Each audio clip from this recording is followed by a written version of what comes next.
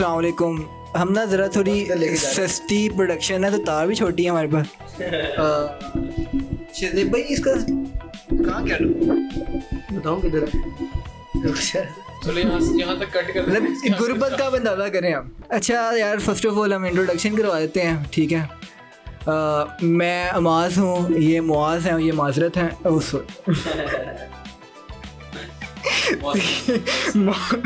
मोहसिन भाई ये है और ये भट्टी साहब, क्या नाम है का, रजब भट्टी रजब भट्ट साहब। अच्छा यार देखिए फर्स्ट ऑफ ऑल ना आज का टॉपिक क्या है मुआज़ भाई, ये ज़रा बता दें ऑडियंस को। तो मैं टॉपिक करूँगा, बाद में लड़ाई हो जाए। यार आज का टॉपिक है कोई करंट अफेयर्स में से कोई उठा लेते हैं। करंट अफेयर्स में सिर्फ फ्लड ही है। हाँ फ्लड है, अभी थोड़ी देर पहले वो अर्थक्वेक भी आया। अच्छा ये बैठे हुए हैं, मैं कह रहा हूँ ज़लज़ला आ रहा है यार, ज़लज़ला तो नहीं है, मैं कहा आ रहा है। वो मैंने एक बात सुनी है कि ज़लज़ला ना अक्सर गुनाहगारों को फील होता है।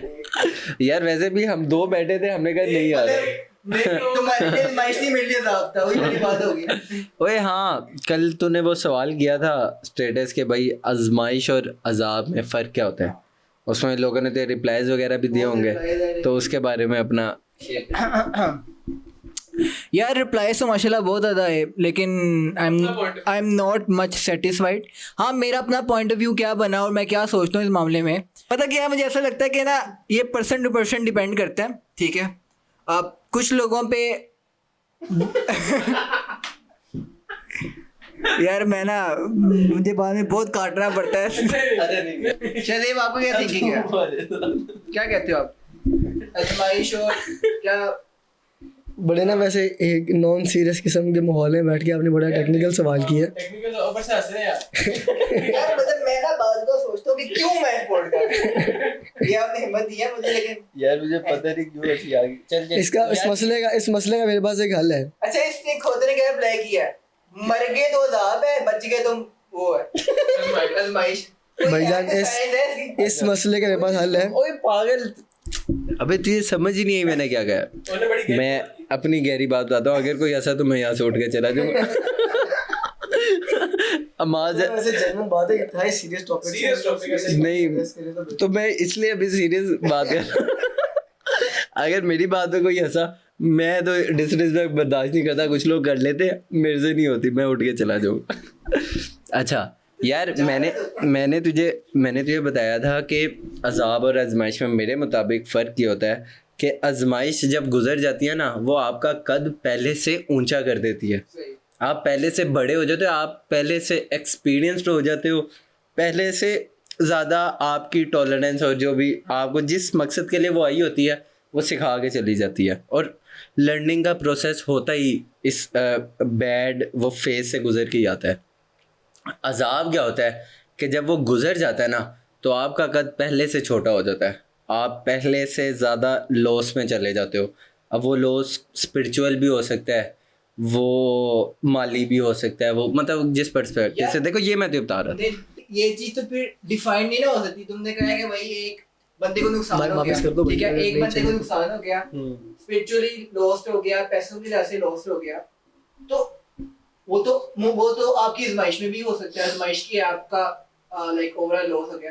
देखो मुझे ऐसा लगता है कि ये तो फिर सारी बातें ना आप एक्ट होने के बाद आप कर सकते हो, ठीक है। आप पहले डिफाइन ही नहीं कर सकते, मतलब एक चीज आ गई है, आप क्या डिसाइड करोगे वो आजमाइश है या वो अजाब है? आप तो फिर आज से 10 साल बाद डिफाइन कर सकते हो उस चीज को। सर अगर हम अजाब और आजमाइश की डेफिनेशन, इस पूरी डिस्कशन को अगर एक बुनियादी सतह से लेकर चलते हैं ना, तो अजाब को डिफ़ाइन करने में सबसे पहले हमें ये पता चलता है कि अजाब किसी ना किसी अमल के नतीजे में आता है इंसान के ऊपर। या तो ये इज्तमाही तौर पर एक पूरी कौम के ऊपर आता है, या तो ये इनफरादी सतह पर एक इंसान के ऊपर आता है। अगर तो ये इज्तमाही तौर पर आता है तो ये इज्तमाही तौर पर एक पूरी कौम की मेजॉरिटी कह सकते हैं, कौम की मेजॉरिटी का एक किसी अमल के नतीजे में आता है। अगर इनफरादी सतह पे आता है तो ये एक उस इंसान की अपने किसी अमल के नतीजे में आता है। और आजमाइश is a completely different thing as compare to अजाब।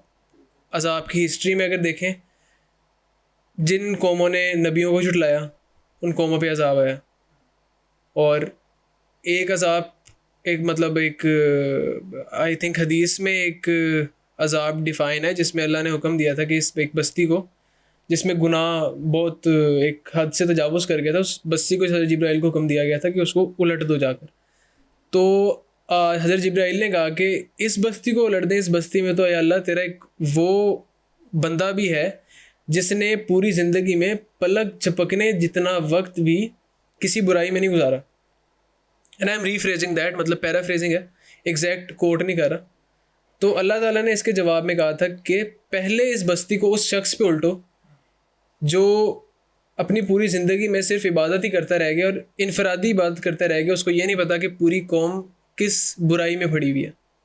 और ये एक इशारा उन लोगों की तरफ भी है जिनको बताया जाए कि यार हमारी मुआशरे में ये एक बुराई फैल रही है, और वो कहते हैं यार छोड़ो, क्या कहना है किसी को, आप अपनी ज़िंदगी गुजारो, अपनी ज़िंदगी इंजॉय करो, नमाज़ें पढ़ो और ज़िंदगी गुजार लो, कोई मसला ही नहीं है।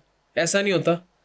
मुआशरे में अगर आप रह रहे हो, मुआशरे का आप फ़र्द हो, तो कुछ आपके ऊपर आपका हर अमल किसी ना किसी तरह से मुआशरे के ऊपर रिफ़्लेक्ट होता है, और उस रिफ़्लेक्शन से अगर बुरे असरात पड़ रहे हैं तो उस कौम के ऊपर आने वाला अजाब का जो एक फैक्टर है ना, उसमें आपने भी अपना किरदार अदा किया। और दूसरी तरफ अगर हम आ जाएँ आजमाइश पे, आजमाइश इट्सेल्फ, अगर आजमाइश को किसी दूसरे वर्ड के साथ मैं डिफ़ाइन करूँ तो एक मुश्किल कह लो। एक मुश्किल जब इंसान पे आती है ना तो उसको आजमाइश हम तब कहते हैं क्योंकि इंसान होने के नाते हम लोग किसी भी चीज़ को एक बड़े रिस्ट्रिक्टेड ज़ाविये के साथ देख रहे होते हैं। एक आजमाइश इस वक्त के लिए हो सकता है वो हमारे लिए आजमाइश हो, लेकिन at some point of time अगर हम उसको किसी दूसरे पर्सपेक्टिव से देखें तो at some point of time वो किसी ना किसी आपके किसी रिवॉर्ड का एक क्या कह सकते हैं उसको, एक प्री रेक्विजिट है। कोई ना कोई आपको फ्यूचर में कोई ना कोई ऐसा रिवॉर्ड मिलना है जिसका प्री रेक्विजिट एक अमल से गुजरना पड़ेगा आपको, और वो अमल अगर मुश्किल है तो आप उसको आजमाइश का क्या कहते हैं डिफ़ाइन कर देते हैं। फॉर एग्जांपल एक बहुत अमीर इंसान है, करोड़ों रुपए कमाता है, उसको कोई अल्लाह ना करे बड़ी किसी आजमाइश से गुजरना पड़ता है, उसकी सैलरी लाख हो जाती है, करोड़ से। अब ये उस शख्स के लिए आजमाइश है, but for millions of people जिनकी सैलरी 10,000 से भी नीचे है, उनको अगर कह दे कि हम आपको 1 लाख रुपए सैलरी देते हैं, उनके लिए वो एक क्या कहते हैं बड़ी खुशी की बात है। अच्छा, मेरा पॉइंट ऑफ व्यू ना इसके अंदर कुछ इस तरह से है कि अजाब और आजमाइश, मुझे जब से अजीम बात कर रहे हैं ना, ये सारा वर्ड प्ले लग रहा है, और in my point of view what happens before, उससे हम डिफाइन नहीं कर सकते कि अजाब और आजमाइश में क्या फ़र्क है। हम उस कोई भी मसला, कोई भी मुश्किल आने के बाद आपका क्या लाया अमल है, वो चीज़ डिफ़ाइन करती है कि आप किसी आजमाइश से गुजर रहे हैं या किसी अजाब जो है वो आपकी ओर मसलत कर दिया गया। और वो फ्री विल का ये तो कॉन्सेप्ट है कि आपको मौका मिल रहा है, अल्लाह ताला ने आपको मौका भी तो दिया है ना, फ्री विल दिया। अगर आपके ऊपर कोई मुश्किल आई है और आप उसको इन पॉजिटिव सेंस चीज़ों को लेके चलते हैं और अपने अंदर पॉजिटिव चेंजेस लाने की कोशिश करते हैं, तो उसी अजाब के लफ्ज़ को आप आजमाइश में चेंज कर देंगे। और छोटी सी कोई मुश्किल आए और आप उसके बदले में और अपने बिहेवियर को नेगेटिव करते जाएं और अपने लिए और अपने आसपास दूसरे लोगों के लिए मुश्किलात में इजाफा करें, तो वही चीज़ रेसिप्रोकेट होगी और वही चीज़ फिर मल्टीप्लाई होगी एक्सपोनेंशियली, और वो हर एक बंदे पे छोटी छोटी आजमाइशें वो मिलकर जो है ना वो अजाब की शक्ल इख्तियार कर लेंगी। दूसरी बात जो अजीम साहब बात कर रहे थे कि एक इंसान का क्या किरदार होना चाहिए, तो फ़िक्र तसव्वुफ़ में ना एक चीज़ ये है कि लोग आम तौर पे ना हमारा सूफ़ी को लेके या फ़कीर को लेके ना ये कॉन्सेप्ट है जो कि बज़ात ख़ुद ये सूडो सूफ़ीज़म ने जो है ना वो ख़राब किया है कि सूफ़ीज़म ये है कि आप क्या करो, सारा कुछ छोड़ दिया आपने, आप जंगल में जाके बैठ गए हो, आप चिल्ले काट रहे हो, आप सुबह शाम इबादतें करो, नमाज़ें पढ़ रहे हो। तसव्वुफ़ ये नहीं है। इन रियल मीन्स आपकी स्पिरिचुअल लाइफ और आपकी सोशल लाइफ में जितना बैलेंस होगा, जितनी वो वेल मेंटेन्ड होगी, तसव्वुफ़ इस चीज़ को जो है ना वो प्रमोट करता है कि आपकी सोशल लाइफ के आप लोगों से किस तरह डील करते हैं, और ज़्यादा इंपॉर्टेंट है। बिकॉज इसी की वजह से ना आपकी जो स्पिरिचुअल सेंस है ना आपके अंदर पैदा होती है। आप दुनिया के गम को देख ही नहीं रहे हैं किसी और बंदे को अपने अलावा, क्योंकि अगर आप ये कहोगे सिर्फ चिल्ले काटना, अकेले जाके नमाज़ें पढ़ना ही सूफिज़म है या इस्लाम है, अगर हम इस्लाम का लफ्ज़ यहाँ पे ना इस्तेमाल करें और इसको एज अ स्पिरिचुअल सेंस सिर्फ लें, स्टिल ये बात एक आम इंसान की समझ में नहीं आती, क्योंकि ये कितना सेल्फिश, अगर आप इसको इस तरह सोचो कि कितना सेल्फिश है कि आप सिर्फ अपने बारे में सोच रहे हैं, अपनी नमाज़ें अदा कर रहे हैं, अपनी चीज़ें कर रहे हैं और आप अपने आस-पास बैठे हुए किसी दूसरे के बारे में सोच नहीं पा रहे, तो फिर ये किस किस्म की स्पिरिट है आपकी। तो एग्जैक्टली इस पॉइंट को इस तरह समझना चाहिए कि अगर मौसम बारिश ख़राब हो रहा है, वैसे खैर इसको इस तरह समझना चाहिए कि अगर एक इंसान अपनी सोशल लाइफ और अपनी स्पिरिचुअल लाइफ इन लोगों को वेल मर्ज करके वेल मेंटेन नहीं करता, इनके अंदर एक हसीन इम्तजाज पैदा नहीं करता, तो दिस इज़ समथिंग जो कि लीड करती है उस बंदे के अपने भी नुकसान की तरफ और उसके आसपास जो सोसाइटी है उनके नुकसान की तरफ भी। तो ये मेरा मेन पॉइंट ऑफ व्यू है कि व्हाट हैपन्स आफ्टर दैट मुश्किल, वो चीज़ जो है ना वो मैटर करती है। यार देखो, फंडामेंटली तौर पे ना मैं भी इसी चीज़ से एग्री करता हूँ कि इम्पैक्ट होने के बाद आप डिसाइड कर सकते हो। अच्छा, इसमें एक और जो चीज़ है ना, जो मेरी अंडरस्टैंडिंग है, मैं भी गलत हो सकता हूँ, कि मुझे लगता है कि अजाब और आजमाइश में ना डिफरेंस करना ही बहुत डिफ़िकल्ट है। अल्लाह के नबी के होते वक्त ना ये चीज़ बता दी जाती थी कि आया ये अजाब है या आजमाइश है, ठीक है, वो स्क्रिप्ट के ज़रिए से बता दी जाती थी, या अल्लाह के नबी को पता होता था, वो पहले लोगों को वार्न भी करते थे बाज़ बार, ठीक है। तो ये क्योंकि एक प्योर इस्लामिक टर्म है, तो मुझे ऐसा लगता है कि अल्लाह के नबी के बाद, क्योंकि इस वक्त कोई नबी नहीं बेशक, तो कोई चांसेस नहीं है कि आप डिफ़ाइन कर सको कि ये अजाब है या पे आजमाइश है, ठीक है। हाँ, अब जो सेम आपकी बात के इम्पैक्ट होने के बाद इंसान अपनी ज़ाती उस पर एक्सपीरियंस देखते हुए डिसाइड कर सकता है कि आया ये अजाब है या मेरी आजमाइश है। जैसे एक छोटी सी बात मुझे मतलब कि थोड़ा बहुत पुरानी आयतों से भी ये चीज़ लगती है कि फॉर एग्जांपल जो लोग पहाड़ों में रहते थे ना, उन पे पहाड़ वाला अजाब है, ऐसा नहीं हुआ कि उन पे कोई डिफरेंट कोई समुंदर एकदम से आ गया हो, ठीक है। तो मुझे ऐसा लगता है कि लोग ही वो फंडामेंटल डिसीजंस लेते हैं। जैसे इस वक्त सैलाब आया है, आप लोगों ने घर बिल्कुल दरिया के अंदर तक बनाए हुए थे, ठीक है, तो वो कुछ उनके अपने डिसीजंस भी थे जिसने उस आजमाइश अजाब को ट्रिगर किया।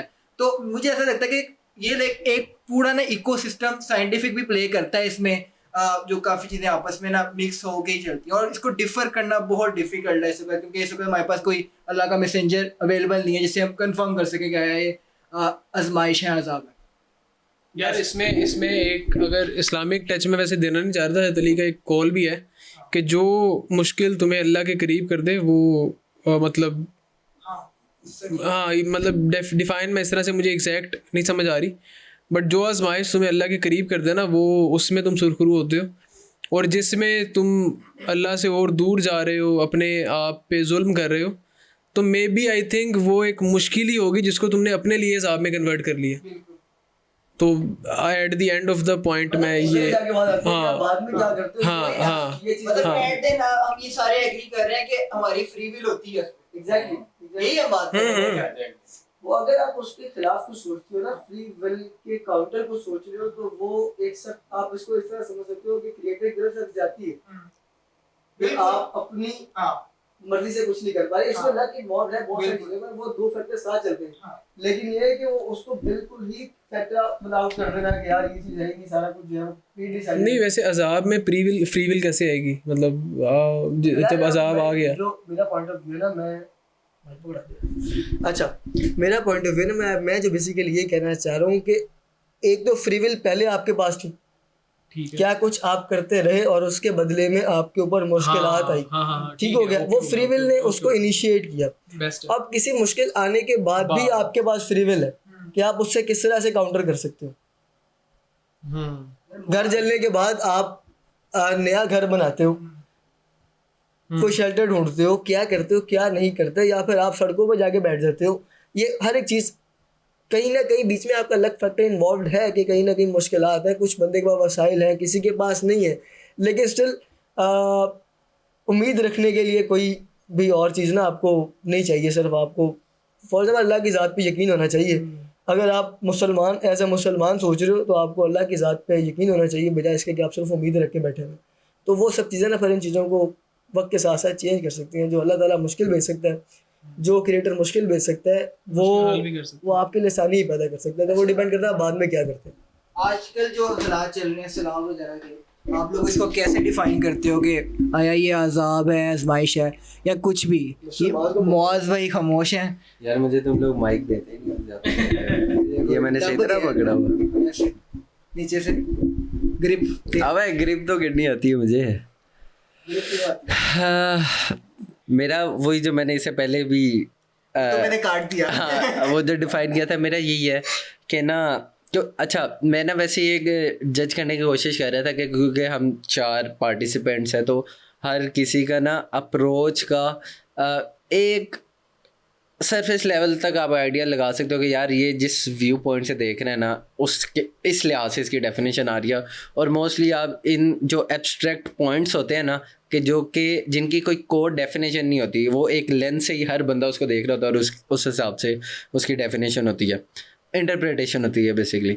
तो वैसे ही मैं जज कर रहा था चाहे अजीम का ये है, इसका ये। अजीम का मुझे मोस्टली लगा कि जो एक ना सोसाइटल एक लिहाज है ना, इज्तमाही लिहाज से अजीम का ना ज़्यादा इंटरेस्ट है। और पिछले भी पॉडकास्ट जो हमने किए थे उसमें ये होता है कि माशरती तौर पे इस चीज़ का, ये जो एब्स्ट्रैक्ट टॉपिक है, क्या असर है और उसकी डेफिनेशन क्या है।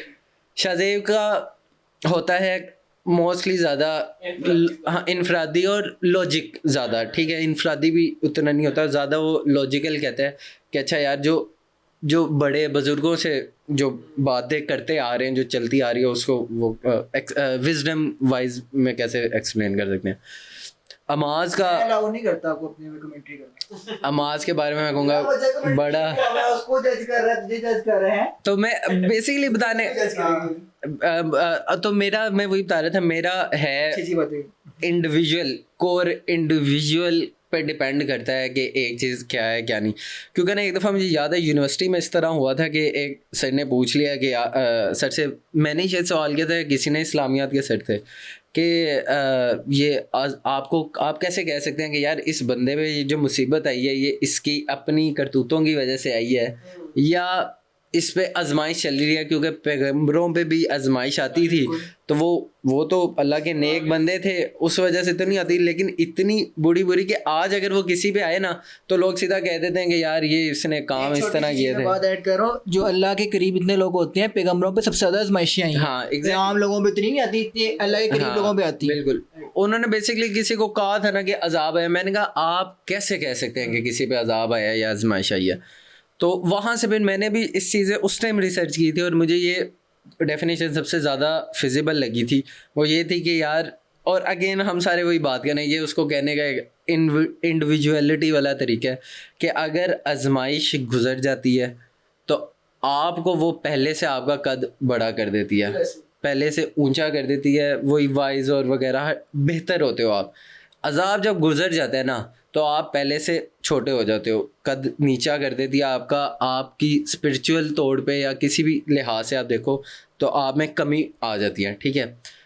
वही बात है कि जब गुजर जाता है आपको तभी पता लगेगा वो सारा ये। अब ये जो सैलाब वाला है ना, इसका भी यकीन, इस पर हम कमेंट इसलिए नहीं कर सकते कि वो इंडिविजुअल्स जो इसको एज अ देखेंगे कि अच्छा यार ये हमारे ऊपर ना एक आजमाइश है, इससे अब हमने कोप करना है, वो अब उस लिहाज से क्या आगे डिसीजंस लेंगे। अच्छा, इस पे ना बहुत ज़्यादा लिखा हुआ है, ग्रीक फ़िलोसफी में भी ना बहुत ज़्यादा लिखा हुआ है, इथोस और लोगोस, ठीक है, कि बेसिकली ग्रीक फ़िलोसफी का मेन कोर जंक ये था कि वो कहते हैं कि आपके साथ जो भी होता है ना उस पे आपका कंट्रोल नहीं है। स्टोइसिज्म भी बिल्कुल यही है, उस पर आपका कोई कंट्रोल नहीं है, आप उस पर रिएक्ट क्या करते हो वो बताएगी कि वो चीज़ अच्छी थी कि बुरी थी। और इसी एक वो बड़ी मज़े की कहानी भी है, शायद सबने ही सुनी होगी। वो एक गांव में ना एक फैमिली होती है, तो ना अबे गांव की फैमिलियों पे हंस रहा है ये जो भी गांव से देख रहे हैं, ये इस पे अजाब आने वाला है अभी। फैमिली होती है भाई, उसका ना एक बेटा होता है, एक फार्मर्स होते हैं वो।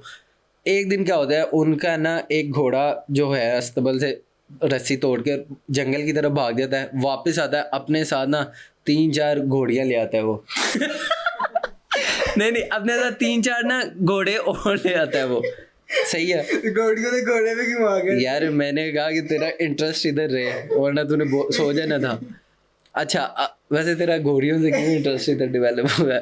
अच्छा वो ले आता है, गांव वाले सारे आते हैं, वो कहते हैं वाह वाह यार क्या किस्मत है आपकी, आपकी तो बल्ले बल्ले होगी। पहले वो उदास से कि यार घोड़ा भाग गया, अब वो कह रहे हैं 5 घोड़े आ गए हैं। सब ने कहा क्या बात होगी, बल्ले बल्ले होगी क्या अच्छा। वो फार्मर समझ आ रहा, उसने कहा मे बी ये अच्छा हो मेरे लिए, ठीक है, और उसने कोई जवाब नहीं दिया।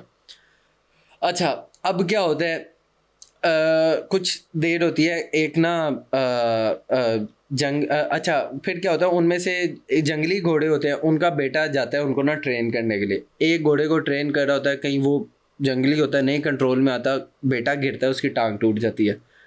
गांव वाले सारे फिर आ जाते हैं, कहते हैं ये तो आप पे अजाब ही नाजिल हो गया, ये जो घोड़े आ गया, आपके जवान जाना, आपका बेटा है उसकी टांग टूट गई, आपका तो और कोई वारिस भी नहीं है, ये तो हमेशा के लिए वो अपाहिज हो गया, तो ये तो बड़ी आजमाइश अजाब वाली चीज़ है आपके। वो कहता है मे बी हो सकता है ऐसे ही हो। अच्छा फिर क्या होता है, थोड़ी देर बाद कहीं जंग लगती है, बादशाह साहब वो हुक्म जारी करते हैं कि जिस घर में भी कोई जवान आदमी है ना वो जंग में हिस्सा लेगा, और मोस्टली जो भी हिस्सा ले रहे थे मारे जा रहे थे।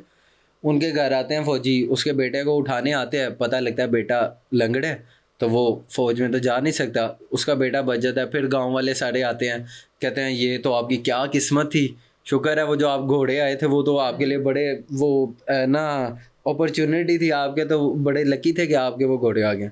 वो फार्मर फिर कहता है मे बी मुझे तो मतलब बेसिकली इसी तरह कंटिन्यू होती है कि आपके साथ जो भी हो रहा है या जिनके ऊपर वो सैलाब आया है, अब वो क्या रिएक्ट करते हैं, आगे क्या होता है, वो मे बी पे है, वो लक वगैरह है।